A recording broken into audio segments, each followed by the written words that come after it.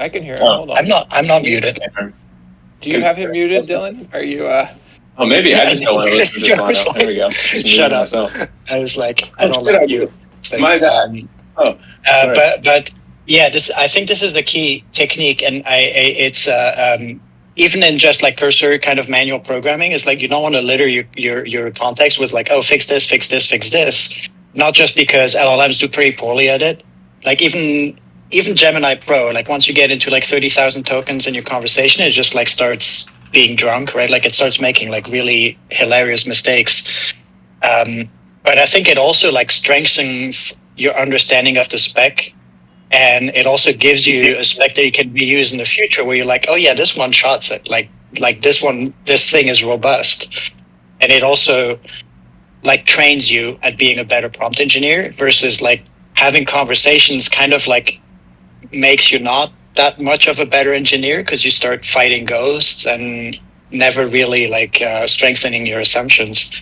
So yeah, the restore checkpoint in cursor is something I will use very often. And if you combine it with Git, you can restore and just experiment different models and see like, oh, can this model one shot it? Can like 4.0 mini one shot it? And then you can experiment a lot with that to realize like, oh, 4.0 mini does the job just fine, right? Like that's a good sign that my prompt is solid and I can put in a library or something.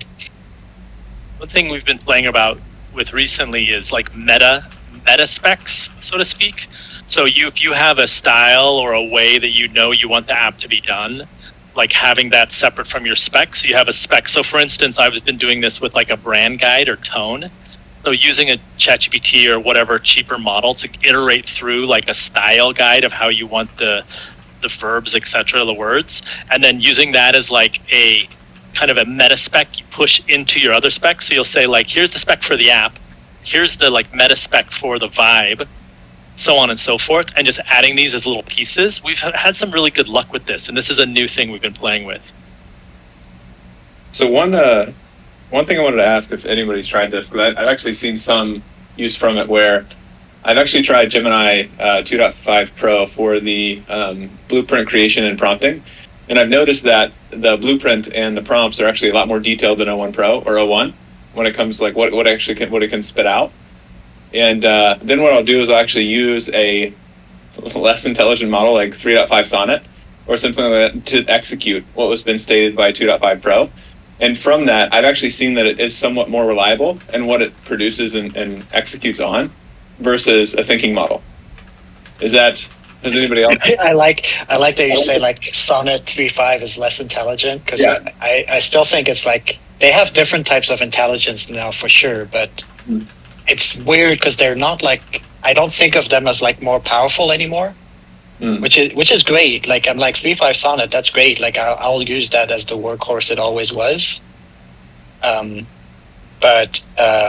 Yeah, sorry, that was distracting from your point, but I think it's a really interesting point in time where suddenly we have this choice of models, and then some of them, not just because we know them well, but actually it was great to have a model that's not like, I'm going to refactor half your code base because I just feel like it.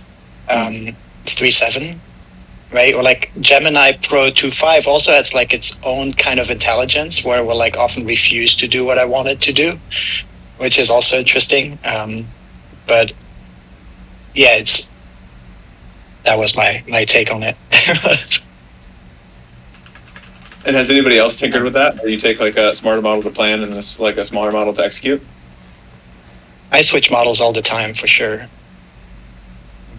Harper, what's your...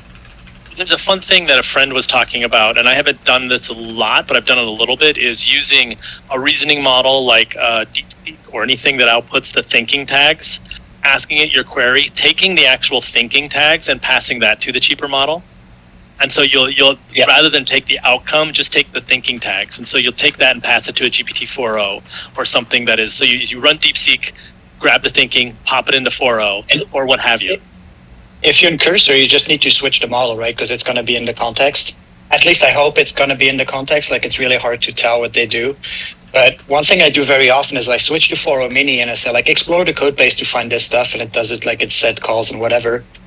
And then once I have enough for a thinking model to chew on, right? Like I want the thinking model to be like, oh, I think there's this method that matches this thing. And like, if you start with the thinking model, it just has like nothing to think about. So I use the cheat model to just like fill the context window with like semi-interesting stuff and then turn on the thinking model.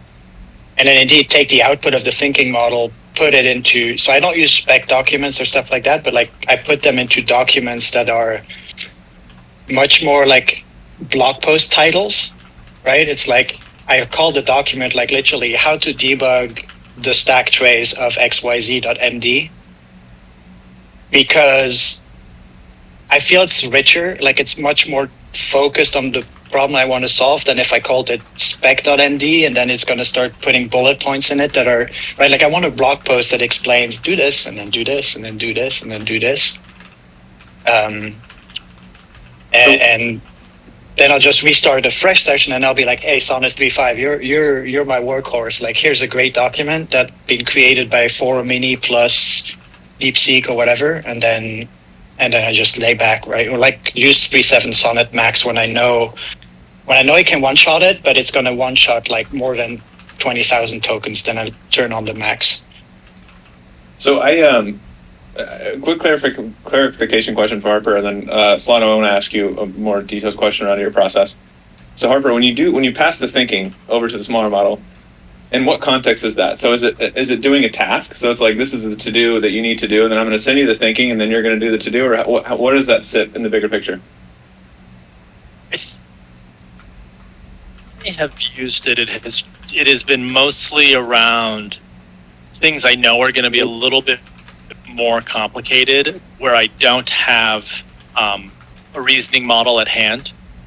So like in Cloud Code or what have you, have a reasoning model. If you use architect mode in Iterate, you have a reasoning mode. I've never used Cursor, so I don't know how that works. But you're not in a context where you can like switch models very easily, and so you're basically, I mean, all you're trying to do is jam context, right? You're trying to add as much additional context to make the model be successful. We iterate really fast, so I've done this a handful of times. Mostly I iterate between having like a very thought out prompt that I push into this, or just being like, code, like literally yelling the smallest amount of words. Like we go back and forth, and I'm not sure which one works better, but I do know that if you have robust docs, it does help. So I can imagine running into a thing where I'm trying to do some gnarly, let's say a GLSL shader as a background of a web app, or something that's like a little bit more complicated that I probably am not going to do well with my head. I might use the reasoning model to get steps to push the non-reasoning model to do that work better, because otherwise I have to be the reasoning model. And we're all here because I don't want to be the reason. I don't want to do that. I want to lay on the ground. You know what I mean? I'm not, if I wanted to do the work, I would just do the work. I don't want to. So anytime I can outsource that, that's kind of how I think about that. What I have found is typically I don't use the thinking tokens. I instead will go to like an 01 Pro, which it's very expensive, but I highly recommend playing with it and using the 01 Pro to actually generate the plan. That's really what's worked best for me with this stuff. No matter how complicated or simple, I'm always passing it through an 01 Pro to just generate a robust, reasoned plan. Okay. And Solano, what's your can you like walk through your process at like a high level, like explain it like explain it like M5 kind of thing with like little pictures and stick figures and stuff? It's well, that's why I was pushing for a demo, but because it's easier to, like, I can't really explain that stuff too well, but I think the way I think about it is I think one thing that's important is like these tools change so fast, especially now, that it's less about knowing how to work with a certain tool than knowing how to change your workflows or like adapt to the change that's happening. And the way I think about it is that I'm going to think about humans, right? It's like if I have humans, like what do I actually care about when I'm coding, right? It's like which documents do I need to get my task done today? That in an ideal world, right? Like I'd open a book and I'd be like, I'm kind of super drunk or tired, like hungover, or like I can't really think. What are the docs that I would like to have to get my task done today? And I'll create those, right? It's like, and then it's kind of fractal. So for example, if today I have to like implement a modal in a web app, the ideal document that I want to have is like how to implement a modal in a web app.md. So I'm going to create how to create a modal in a web app.md. And for that, I'll be like, well, maybe I need like the modal API, and maybe I need a couple of examples, and maybe I need a screenshot. So I'll put all of those into my big like pot until like how to do the task that I'm about to do .md comes out.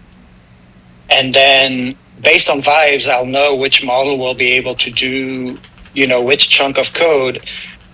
And right now that's changing because there's these like agents that are getting pretty good, or like at least I'm more interested in them, where I'll start to think about like, oh, can I just like delegate this entire feature and not worry about this thing getting in a loop or something, and come back tomorrow, or like come back in like 2 hours, right? And one really powerful tool that I found for agents is I'll use Deep Research. I'll be like, hey, Deep Research, how do I deploy like K3S on DigitalOcean? Make me a tutorial that's like detailed with code snippets, and I'll just take that and paste it in. So like, Sonnet, can you please deploy Kates on DigitalOcean? And I started playing with Manus because Manus, or however you pronounce it, because Deep Research can't clone Git repos, right? But Manus can.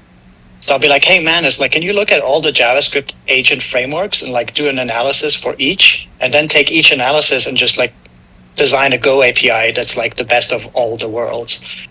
And that again just gives me like my API.md for the agent that I want to design.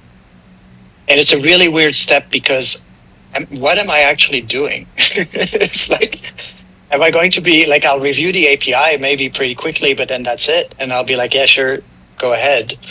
But it's the same concept, right? It's like, I want to have like a cool agent API in Go. So I want to have like cool agent API in go.md.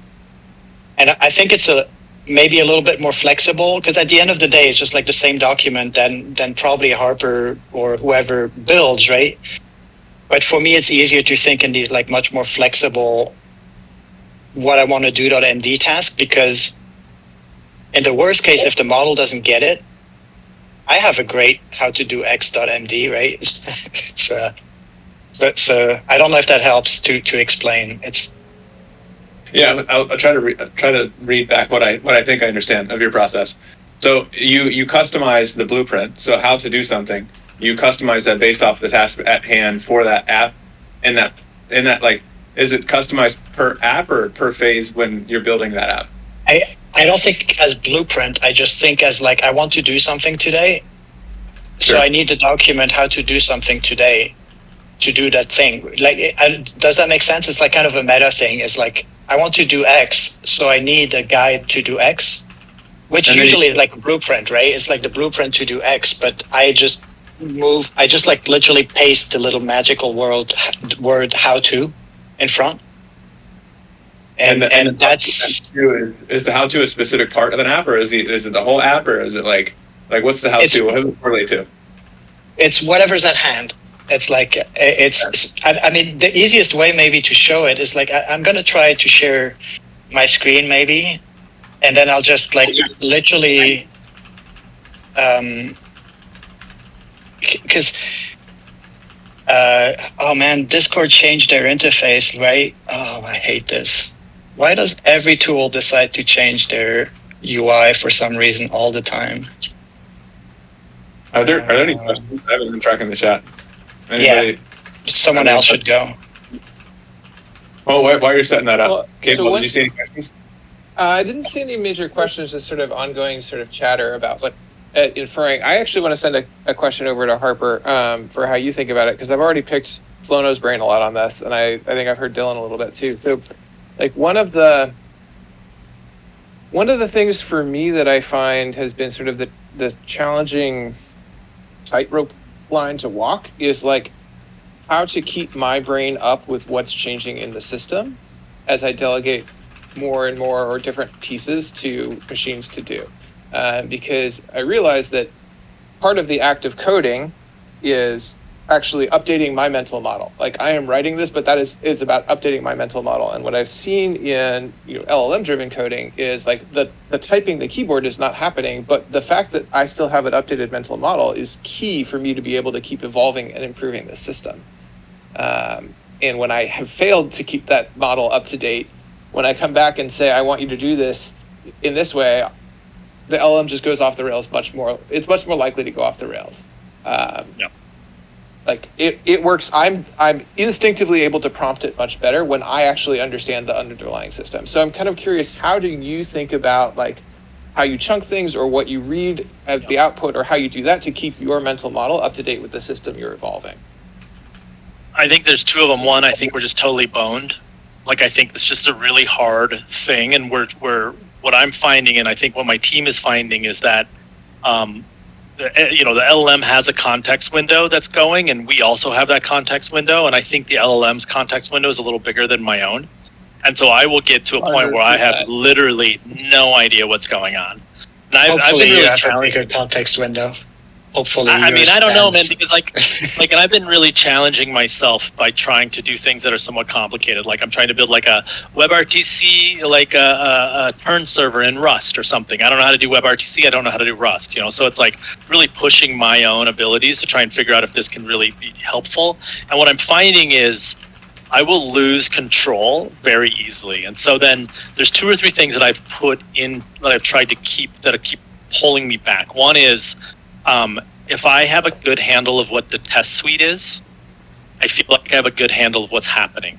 So if I have high coverage of the test suite, like just, we're talking 80 to 100% of coverage. And then I really am like, oh yeah, I get all these tests. These tests all make sense. I don't need to look at the code. I just need to know the high level of the tests. And as long as we have good test coverage, I feel pretty confident about what's going on. And so the test coverage kind of in some ways relates to the spec, so on and so forth. But yeah, I feel you, because I have this happen all the time. And I think I probably had, before I started doing CodeGen, I probably had 150 private repos on GitHub of just various packs and projects and stuff. I think I have like almost 400 right now. I have so many half-built things where I'm just like, yeah, I wonder if I can do like a VRM tool, a VRM model from a VTuber and make it use Bevy and Rust to do a game that I, whatever. And I'm just like, this is just like a Friday night. I'm watching a movie and I'm hacking. And then like 40 minutes in, I'm like, I have literally no idea what's going on. Cloud Code has just been $15. I am completely lost, but it runs. And I'm like, I should add a feature. And then I kind of am like, or I'll do something else. That brings an interesting point. What I'll often do is after something is built, then I'll create a document, or I'll update the document, or I'll put like some git diff of 2 things and say like, can you please make a tutorial about this diff so that I can reuse it, right? And you can do that. That's the funny thing. You can do that for alt code, right? It's like you can, for like human written code in the past, or like you have a legacy code base and you're like, what the heck happened between June and May? And then you take the diff and you say like, can you like make a document that's called like what happened between June and May in this code base .md? That's a great idea. That's a really good idea. Yeah, it's still this thinking of like documents, right? It's like, and the fact that I name my documents these like crazy names.md is just to save on tokens. It's like, and the one thing I wanted to show, besides the what I call spaghetti projects, which is the same with me, is like, oh, I have like some random ideas. I'm just going to make like a new folder with apps that's actually like the crazy stuff that's like fully blown out, just like an idea. I'm like, why not add full-blown Terraform to it? Because it's, why not? But I totally forget all the stuff that I built. I'm like, here's a question I have for y'all that's similar to this. One thing that I've been thinking about is I wonder if adding formal verification to some of this stuff, like actual, like, real formal verification, math style formal verification to some of this code will help us keep control. Because what it allows us to do is just say, yeah, we know that this code does X. Because I'm already seeing that like people who, like peers of my, who are doing a lot of code gen are going towards languages that allow for like easy memory safety, etc., like Go or Rust or Swift or what have you, which I find very complicated because I'm a Python guy and I love the freedom of just whipping Python around the room. And like Rust is much harder for me, or Go is much harder. But the fact that you can use an LLM to help design the formal verification, and then you can kind of say this theoretically has no bugs, is fascinating to me on time trying to keep things tight and in control when we don't actually know what the code does. So is this like the whole like vibe code versus vibe check thing? So this actually, this is something that's a good name. I have a lot of opinions on, actually, because I think one of the key things to using LLMs well is to figure out how are you validating the outcome, right? Like and this is true across non-coding applications as well, but like a key thing is how do you validate the output? They're really good at generation, but very poor at validation. And so building loops where you essentially use the LLM and then you find some way to either human in a loop, which is what we're doing a lot now for code, or formally validate some amount of correctness on the thing that is output, is like, that is key to using these things for power. And I think that's true all over the place. So talking about that in code generation, we're already seeing some amount of that in terms of, like, my opinion at least, code gen on typed languages seems to work much better than code gen on untyped languages. And even if you're starting with an untyped language, like we're using some Ruby and things like that, like adding a type check step, in that case sorbet, tremendously improves the ability to generate quality working code.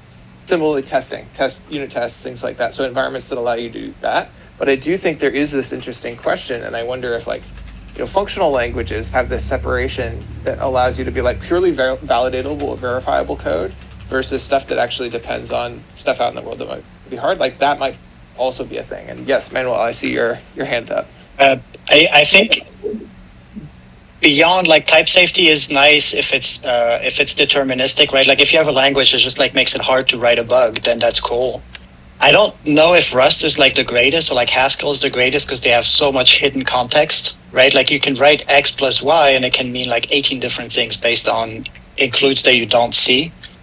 But to go back to the type safety, I think linting, unit tests, type checks, all of these things, like models don't know the difference between human language and code, right? Like for them, everything's a token. They don't know if this is the output of a type checker or not, beyond whatever the training corpus gives it. But so one way to think about linting and unit tests and type checks and all of that, it's like they're dynamic cursor roles, right? Like if a cursor role could be like never use integer to do XYZ. If you have a linting rule that says like don't use integers to do XYZ, it's just like something that's going to be swapped in just at the moment where you need it and otherwise not have it in the context. And I think so beyond just like, oh, type checked is nice. I mean, it's nice because it's like a little bit more robust. But if you have an extensive set of like, say, linting rules for JavaScript, and you have like a lot of ESLint rules that can be pretty complex. They could be like, don't put a modal inside a component that's called container, right? Like something that, even if you were to write Go, those are kind of rules that are really important to have. Type safety is not going to help you all that much. You can use the type safety to make it output that warning. But if you're in Python, you might as well just like, just like write I don't know, whatever the linting in Python is these days. But any tool is good, right? Like you can do a script with grep and say like, if there's two symbols in the same file, output this error message. If the error message tells the LLM what is wrong, then that's like perfect type safety in a way, right? And I think of them as just like dynamic context, as like it's context that appears when it's needed instead of having to put it into a spec or having to put it somewhere. And I wish tools like Cursor and stuff like that made it easier to have dynamic context. You can fake it with MCP tool calls and stuff, right? But it's like it's slow and inefficient. Anyway, there was a thing you said. I have to run. I have a meeting at 3:30 here, but I'm going to be in the Discord. Feel free to I can't wait for next week's session on self-healing agents or whatever it was I saw on the list. But I'm super stoked to be here. This is really exciting. If I can answer any questions or what have you, this is a really fun conversation. I'm very interested. So thank you for including me. Thanks for showing up. Thanks. Coming. So I have a few questions, and also I think there are some questions in the chat that we should try to answer. There was, I think, one from OB, which is kind of like a spicy question, I guess. I don't know, depending on preference. So what's your advice on AI code editors? He says, I've heavily used LLMs for a while, but I'm finally folding and I want to try one with the new editors. Are you a VS Code person? You know, like I guess my default answer to this is like it's based on experience, I guess, like how experienced and how technical you are. Because if you're less technical, then I would assume that you'd probably want to use like a Bolt.new or a Replit. But if you're more interested in like deep IDE stuff, then you would choose one of the other ones. Yeah. My take is there. Sorry, go ahead, Kevin. Oh, I was going to say, Cursor seems to be the most reliably good across the board, at least the last 6 months or so. So if you're comfortable in VS Code, which I wasn't, and I still ended up in Cursor, but like if you're a VS Code person, get Cursor, try it, run with that. If you're not, like the NeoVim plugins and things like that are getting better. I found the gap to be large enough so that even though I'm a Vim guy, I'm still using Cursor. So my take is like I consider them to be like copy paste optimizers and context gatherers mostly, right? Like ideally, I spend all my coding day editing maybe some markdown files and then mostly chatting with it. And so everything is like tooling where the IDE really matters. I just have two IDEs open, right? Like when I program in Go, the Go debugger absolutely sucks in VS Code, and I miss all the refactoring options that I have in Goland when I still want to rename packages or stuff like that, which I don't. Like an LLM is just like slow and expensive to do that. I'll just have both IDEs open at the same time, right? It's like they all can reload files as they go and stuff. So I'd say what I really like Cursor for is I don't have to copy paste stuff by hand anymore. So, yeah. And I have no opinion. I mean, I use Cursor, but I think the answer is yes, because in the end, you kind of have to, like, they're all very similar, and playing around with all of them is probably useful. I'm going to show something. Sorry, go ahead. I had one more question, actually. So one question I had is I'm curious to know, how do you know when to start a new thread? So if you're in Cursor and you're having a conversation with like an AI and you know that it's starting to degrade because the context window's filled up, how do you know, like, intuitively when to start a new thread? It's a second message I type in. So you start a new conversation. Like ideally, because the LLM doesn't know it's a conversation going on, right? It's like, I think of it as inferences. So as short as I can make the inference, the better.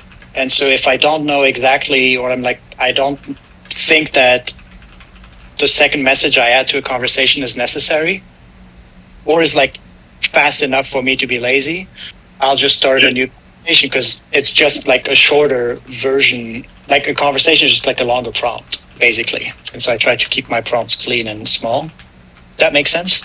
Yeah, so when you're starting all these new conversations, you sometimes want to have context from the previous conversation, right? So like if you ran into an error or something like that, so do you have to summarize that and then paste it into the next one? Or like how do you transition the context without bloating that context window? So, in that case, usually I'm pretty, if I know that the error can be fixed with like 3 words and then the next inference will get it, I'll usually be lazy and just like chat with it, right? But if I know that the error is more consequential and has a reason and I can pinpoint the reason, I'll restore the previous checkpoint, edit my prompt and say like fix this error, which sounds like more work, but actually it's less tokens, right?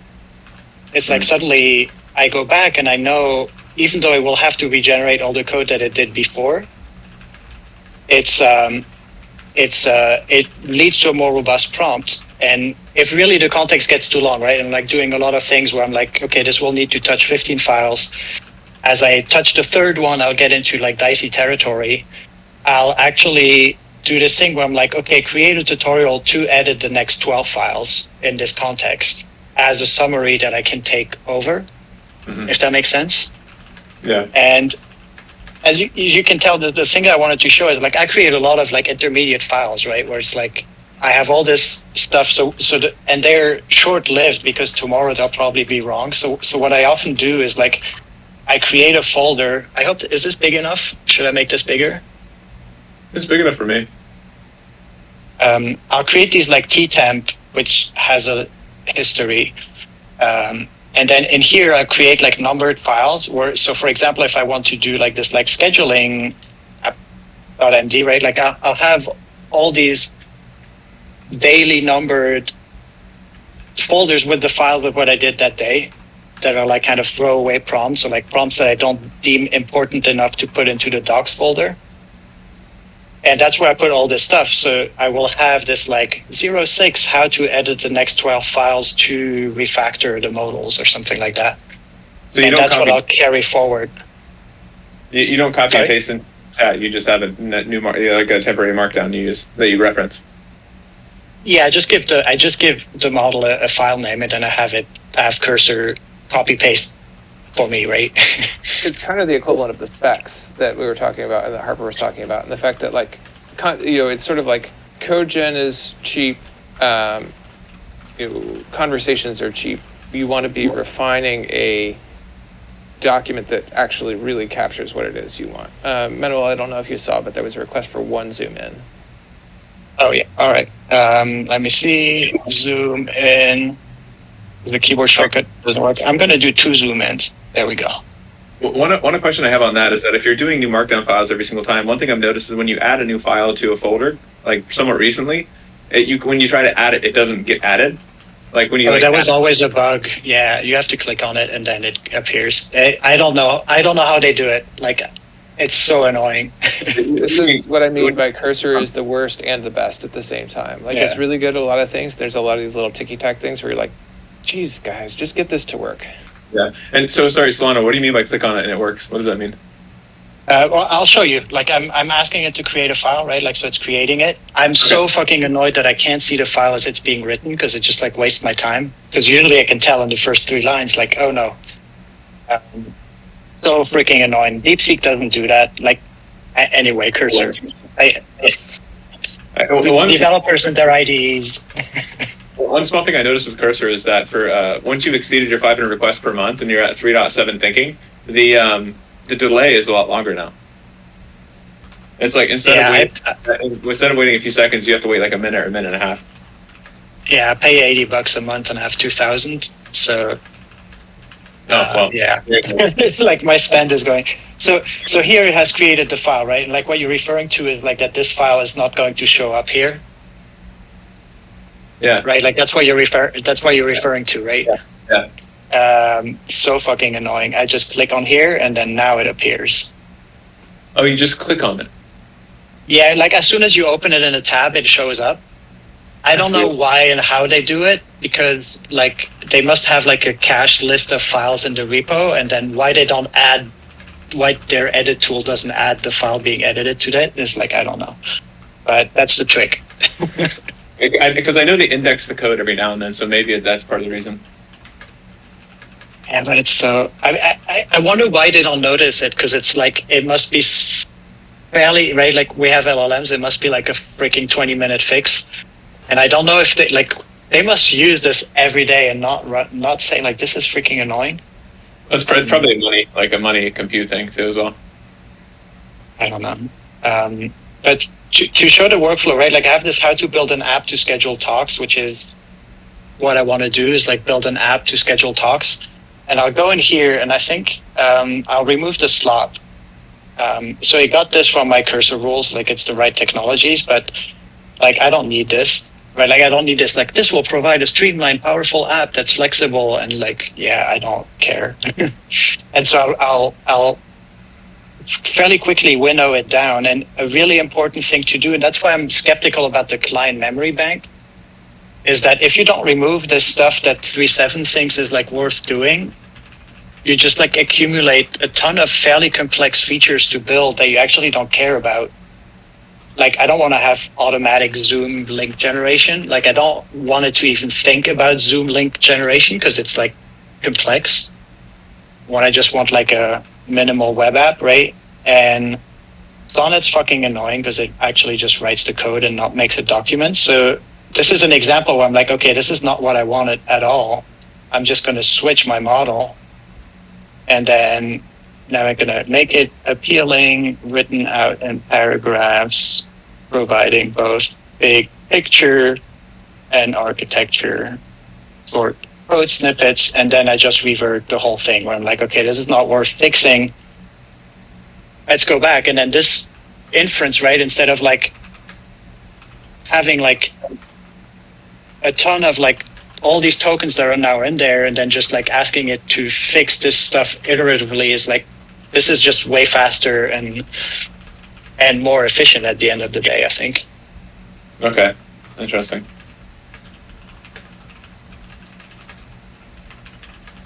And I can't see it streaming, right? Like if I had seen it streaming, I would have like stopped after the third line. I'd be like, no. So I can chat with you guys. So okay. So does it stream for anything else, or it doesn't stream for anything else? It does it for DeepSeek. I think they have like a weird agent tool streaming call with Anthropic is my suspicion. Because tool calls don't cost anything when you're in agent mode with Sonnet, but they cost with Gemini. I don't know. It's and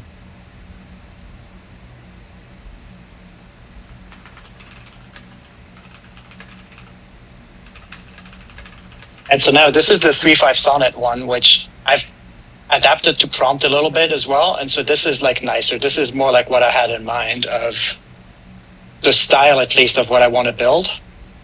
Right, but I don't want Docker containers. I don't want all of this stuff. Have you thought about creating just like a canned like starter prompt that you copy and paste, or have like a hotkey associated to? Not really. Like I think about it, and I'm like, also it changes so often. Maybe I have a couple of prompts that I never use really. I have like plan. Like I can. Whoops, no, that's not what I wanted to do. This might work better for creating plans, and I moved away from it. Let's try something expensive. Why not? And 5 cents. 5 cents make dear. Anyway, I have in my cursor rules. Let me just show you what that corresponds to.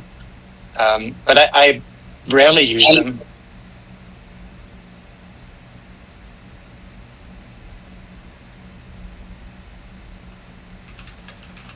I never know if rules are being used. I know that people like, I saw the Big Daddy thing and like stuff like that to like be reassured that it's being used. And I even have a global rule that says like, tell me what rules you used. And sometimes it references a rule and sometimes it doesn't. You're right. I should make a document where like how to write a document to write documents. .md would be good. I should do it. I don't know. I don't know why I don't do it. Write a blog in general. No, just like write this type of documents. It's like it literally would take me like 2 sentences to say like write a doc on how to write this type of doc. Actually, why not do it? Write how to write docs to create how-tos .md that describes a prompt for an LLM that is on how to create documents like the one above. So Sonnet is a really good prompter, which is great to like delegate things. Oh, one thing that I wanted to share, also I found is useful. I don't know if people use it here, but there's a tool, and I'm sure there are other tools like it, called Yeek, where you can convert your entire code base into a TXT file. I'll type it out. So this is something that I use quite consistently when I run into big problems, where it's like a complicated bug that I don't really understand how to fix. I'll kind of convert the entire the folder structure to a TXT file, paste that into 2.5 Pro or 3.7 outside of Cursor, and then I found that those consistently solve pretty gnarly bugs that I run into that are kind of like spirals of shit. Yeah, I have something, like I think everybody should write their own version of it. I have a thing called Catter, except for me, which is that, which also gives me just like an overview of the token count of like certain areas of the code. And then I can print them, right? Like if I want the extractor infra inputs folder, then I can get them like this, and it puts them, I think, in the clipboard. I don't remember. Oh yeah, this is huge. To quickly do that, and then based on models, you want to have like different separators. I think it's really important to think about what separates things, especially, I don't know in Windsurf, but in Cursor, I think Gemini Pro is not, the way they prompt it often confuses the content of files with the prompt itself. Yeah, and it's really confusing when it starts like assuming things a prompt and not a file. I've tried it a few times. I think 2.5 Pro and Cursor is pretty bad. For me, it's consistently has been bad.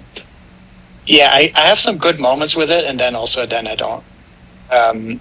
But so this is like a document that, that you were probably referencing. Like this is something that I could use now. I have create a comprehensive technical how-to for XYZ, and then I'll just leave it at that. And then what I can do is if I start a new chat and I reference this document, right? It's now part of the prompt. And so it's like create a plan to create, I want to create a web app to schedule talks on Friday for my buddies. Then I know I will follow these like guidelines. So yeah, thank you for finally making me do it. But it shows the thinking approach that I have, where it's just like, I want to create nice documents, so I'm going to create how to create nice documents. That makes sense? Yeah, and when you follow this, so the document's quite beefy. So you don't one shot this stuff, right? So you break it up into like elements that you build. This? Yeah. I mean, in this case, I haven't read it just for the sake. I would scroll over, and I usually remove shit at the end. Although 3.7's pretty good at not putting garbage at the end. And then I will iterate. Like if this document that comes out now is not what I want, I'll go back and I'll update the previous document. So let's use that as an example while we're at it. Like maybe I don't like this document, and I don't want to have ASCII diagrams in it. I want to have Mermaid diagrams, for example. What I'll do is I don't want Mermaid. I don't want ASCII diagrams. I want Mermaid diagrams. Update both documents, the guidelines too, right? And then I can kind of iterate in different ways. Here, for example, I do a follow-up message instead of starting a new conversation, because all the context before is actually context that I want, right? I want both the reference document, I want the generated document. And so there's no reason for me to start a new conversation because the context is what I need it to be. So you recursively make these files, and then when you kind of keep on making these files, you get to a point where you're all right, this file is the one I want. I'm going to build on this. Yeah. Which one is that? Is that this one right now that you're editing to change to Mermaid? Well, in this case, I want both, right? I want this how to write docs to create how-tos. It's something that I'm going to use across all my projects. Mm-hmm. And then the other one is that's my starting point for what I want to build today. And then after I built what I built today, this document is kind of useless. And maybe I'll transform it into a README, maybe, right? Or maybe I'll transform it into an architecture guide, but it will be a different document because it will be, it's not going to be how to build a web app. It's going to be how I built this web app is the document that I want now, which is subtly different. Sure.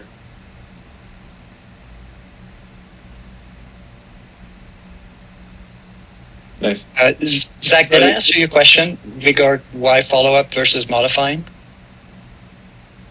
I didn't modify the previous one because the context is already exactly what I want. So it's basically how close it is to what you wanted. If it's less close, you change it. If it's more close, you keep it and then edit.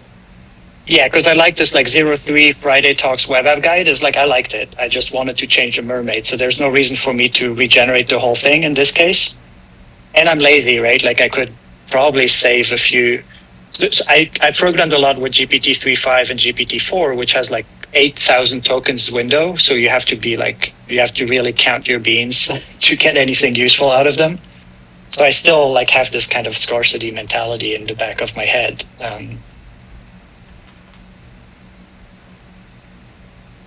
Someone wants to talk, I think. No?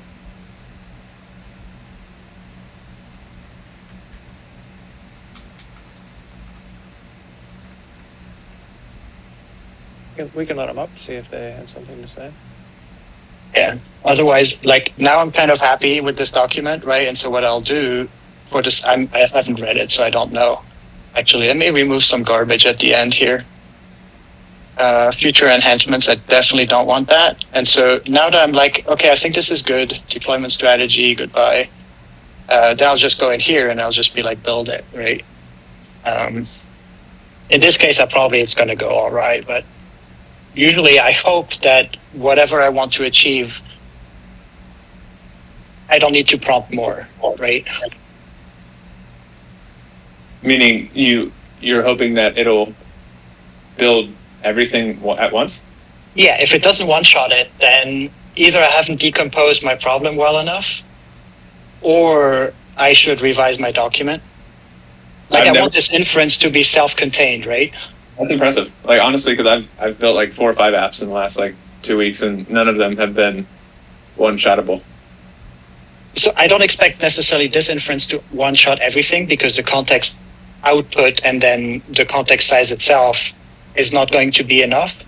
Yeah. But I will probably, if I were a little bit more focused on this, I would probably be like, oh, just make like the REST API endpoints based on this document, right? And so that's similar to the Harper approach in that you have a plan and you have a spec and then you do step by step. Yeah. But the way I think about it is like, I have a document and it should one-shot exactly what this document describes. Because otherwise the document's not good, right? I will chime in a little bit. Like I try to use a similar approach, unsurprisingly, because I've been sort of trying to learn lots of stuff from Slono. He is reliably able to pack more things into a one-shot than I am. I don't, some amount of like learning what makes for good or what doesn't. So your chunk size may vary, and there's a skill question there that I don't feel like I fully even understand what it is about how he does it that allows him to do that. However, I have been getting better over time. So there's something that, and I couldn't describe what it is that I'm changing that is doing that necessarily, but implicitly there's something there of, okay, describe a thing to generate a document, edit the document, then have it try to implement the document. And there's like a chunk size that for me has been growing gradually over time. I think it also, another factor that I have found is knowing what is the right context to tell it when generating the document. And then often also then maybe referencing that document as well, or that context when you tell it to build. So like, we have all sorts of different docs in our code base, how to build this type of service, how to build this type of bot, how to build this, right? And so like when I'm creating a doc to build a thing, I'll say like, I'll use the example that was from 2 weeks ago. I was like, I read this paper, it describes this thing, here's the reference, I want you to implement it I want a spec to implement it in this system, here's the documentation, and this, it should plug into this system in this way, here's the documentation, now write the spec, right? And so you're like pulling these different pieces to write the spec, then you edit the spec, and then you go. But there is some sort of underlying skill there of like, what is it that the LLM's gonna need in order to get it right in a one shot? And to me, it's still very vibes. I have no idea what it is that I have been getting better at, and I have no idea what are the things that Manuel is doing that allow him to reliably get better results than I do. This is interesting. It brings up 2 thoughts. Like one is like this could be like a short-term version of leak code, where it's like, can you one-shot this problem kind of thing when you like, we want to hire you? Like how one-shottable, like what one-shot skills do you have? And then the other thing is like how that can be likely arbitraged away soon. Like as the models get better, your ability to one-shot, or the importance of being able to one-shot things more effectively, is going to become less and less useful, I guess. Like, unless the things you one-shot are more and more complex. So like as the models get better, the complexity of what's one-shotted, like they keep on moving simultaneously. Like maybe the arbitrage doesn't disappear. Maybe it does. I don't know. It just grows, right? Like I started with GPT 3.5, where like really you had to like the most you could one shot was like a function, and if like the function was like compilable, you were like, holy shit, that's amazing. But then with GPT-4, you could reliably like one shot 2 or 3 functions. But with Sonnet, obviously, with Sonnet 3.5, you could start like one shotting like a single React view or something like that, right? And with 3.7 Max in particular, is like the cool thing is like this is costing me 5 cents, but it's like I don't know how far it is in. That's like a cursor issue. They're like subsidizing my whatever they're doing. Now I found the context limit is like with Max, it starts making shit up at around like 40,000 tokens with the GPT-4 tokenizer, which is like, I think Claude has like way less tokens. So it's like double the token count. Gemini Pro seems to be doing really, really well for long stuff, but it like sucks in cursor and always stops short. But now with these like agents, like Claude Code or like Manus or stuff like that, suddenly like the scope gets so much bigger because, and I have to explore it where I can say like, can you just build the whole thing, right? Like I let me show you some of the stuff that I've been doing in Manus. This is interesting. This is an interesting blog post, or like something to like think about. Is like how does the sliding window effect impact like an engineer's skills or somebody's ability to build something that they can sell? Yeah. So this is the Manus for, look at all the Python and JavaScript frameworks for agents out there and then turn them into clever Go things. Oh shit, this was not the arrow that I wanted to press. This is the prompt here. Research the APIs to build LLM agents in the most popular JavaScript and Python frameworks, analyze them in detail, then create an elegant set of ideas for elegant Go APIs, whatever. Clone their repo, read their docs, write a report, analyze use cases. Like, that's a crazy task, right? But now I'm starting to internalize that these tasks work. Like, that's something I can totally delegate and do, and it's wild to me. And it unlocks like the document of like, here's a report on Go API design based on like 18 different JavaScript frameworks.md that I can one shot that for like $2 is kind of crazy. Agreed. I've only played with Manus a little bit, so I don't really know much about it. So we're just about at time. I think we should probably wrap. I do want to really quickly bring back and there's some things in the chat about like get in the trenches every day. Like there's a sense of vertigo that sometimes happens with this, where it's just like, wait, what even is my job anymore? What even is the future like? I remember we were just goofing around on some data viz stuff earlier this week, and Manuel was like just hacking away prompting stuff and prompts this like very powerful, interactive, dynamic graphic that I looked at that and I'm like, I used to be a front-end engineer and then a manager of front-end engineers. This is something that 2 years ago I would have assigned to a senior engineer as a 2-week task. And he got Claude to generate it, goofing around with prompts in like 5 minutes. Yeah, and I made like 8 of them, right? Yeah. And they're just like, what even is our job at this point? Like this, so I just want to highlight like, when we were both having that reaction, like Manuel did that, he just looked at this like, Kevin, what is this? What have we done? So like if you're playing around with that, you're listening to this and you're trying this and you're like, this is just bizarre, giving you vertigo, like you're not alone. Like Slono's as far advanced as anybody I know. And then, we were talking with Harper and he was also talking about this like vertigo effect. Like it is just this very weird time. And just before we close, like this thing is still going and everything that greens means it type checks. So I don't know, I'm like 20 files in or so. It's writing the HTML templates and then like all the SQL and all the models. Like it's wild, but it's still like this one document, right, that I created without even creating it. Like the only prompt I gave it is like, I want an app to schedule my talks Friday. And I don't have no idea what's going to come out, but it's like kind of on rails now, right? One shot. Beautiful. I learned a lot. Thank you for having me. This has been fun. And all right. Cheers, y'all. Check out the spreadsheet for and sign up for things that you would like to present. and also put requests. There was conversation that led to this in the AI in Action channel.